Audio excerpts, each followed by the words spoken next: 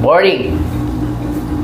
I'm Shalom Rodriguez, student of MS Cosmetic Science. And today, we are tasked of making a DIY product. For now, I will be showing you how to make a DIY super simple moisturizing milk soap. We will be using only 4 ingredients. I'll be using virgin coconut oil. You can use any oil. And the goat's milk as our active ingredient. And of course, water and the sodium hydroxide or the lye. So this is the only chemical that we will be using. But don't worry, it will be totally consumed when reacted with the oil to become soap. So that's the science also of saponification. So let's first make our lye solution. So we need 200 grams of water and 100 grams of lye.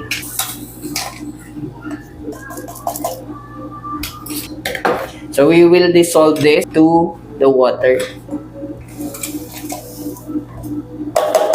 So be careful with this. This is a caustic solution.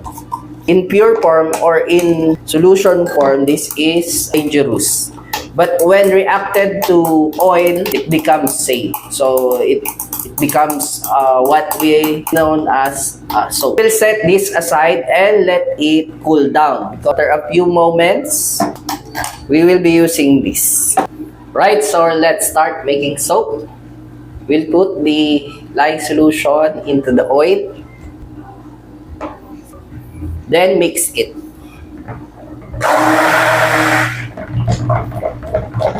Mix it until trace or until consistency. Then let's add the goat's milk.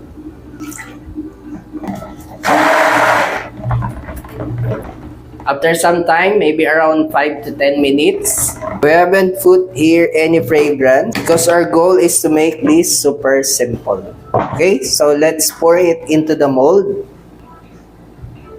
So after 24 hours or next day, we will be cutting this into bar. Then evaluate the hardness, cleansing, bubbly, and others. So now we will be cutting this into 2 centimeter bar. 1 kilogram loaf of soap. We cut our bar into 13 perfect bar. Ideally, this soap should be cured in at least 2 to 3 weeks. So let's evaluate first the hardness. So for me, the hardness is good. It's comparable to a commercial soap.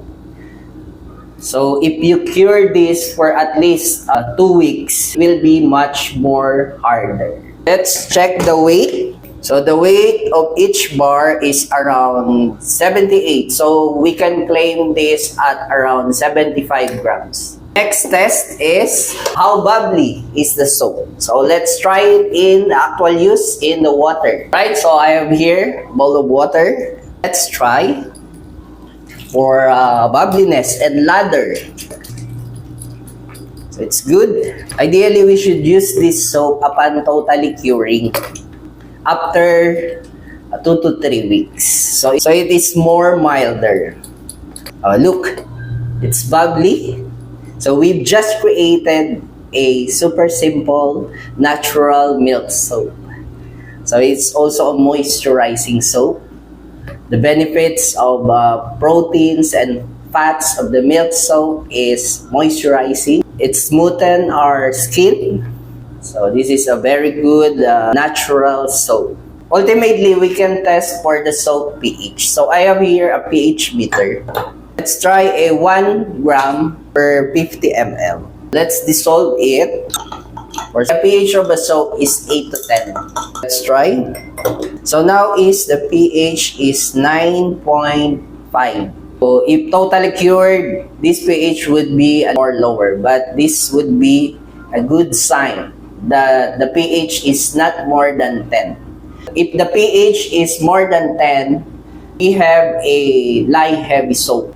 So this is a good indication that our soap is mild. Alright? Again, this is Shalom Rodriguez and thank you for watching.